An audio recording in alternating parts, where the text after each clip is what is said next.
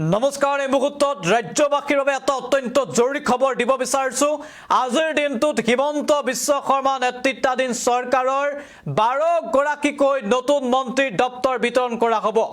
মাত্ৰ কেইটামান মুহূৰ্তৰ পাছতে মন্ত্ৰীসভাৰ দপ্তৰ বিতৰণ কৰিব মুখ্যমন্ত্ৰীয়ে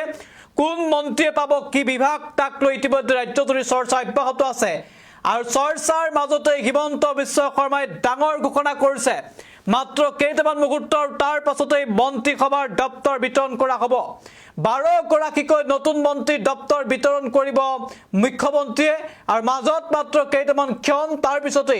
12 গৰাকী মন্ত্ৰীৰ দপ্তৰ বিতৰণ কৰিব মুখ্যমন্ত্ৰী গৰাকীয়ে ইতিমধ্যে 4 গৰাকী মন্ত্ৰীক পূৰ্বে দপ্তৰ দিয়া হৈছিল কিন্তু নতুনকৈ মন্ত্ৰীসভাত অন্তৰ্ভুক্ত হোৱা 12 গৰাকী মন্ত্ৰীয়ে কোনো দপ্তৰ লাভ কৰা নাই আৰু ৰাজ্যৰ প্ৰায় কেইটা বিভাগ যেনেকৈ স্বাস্থ্য শিক্ষা এই বিভাগসমূহৰ মন্ত্ৰী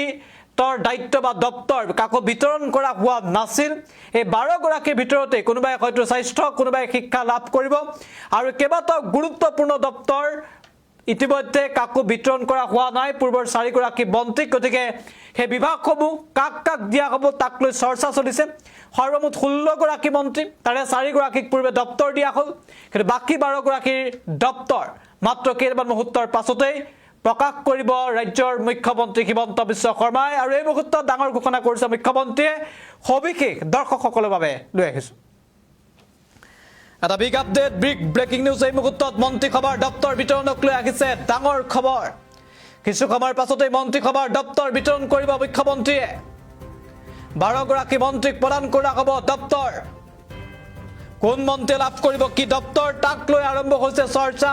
পৰ্যালোচনা তাৰ মাজতে হিমন্ত বিশ্ব শৰ্মাই ডাঙৰ খবৰ দিছে যে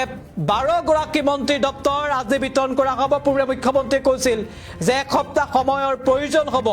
কোন মন্ত্ৰী কোনটো বিভাগত পাৰ্গত হেয়া পৰ্যালোচনা কৰাৰ প্ৰয়োজন হ'ব কিন্তু হঠাৎ মুখ্যমন্ত্ৰীৰ ফেচবুক পোষ্ট সামাজিক মাধ্যমত পোষ্ট উল্লেখ কৰিছে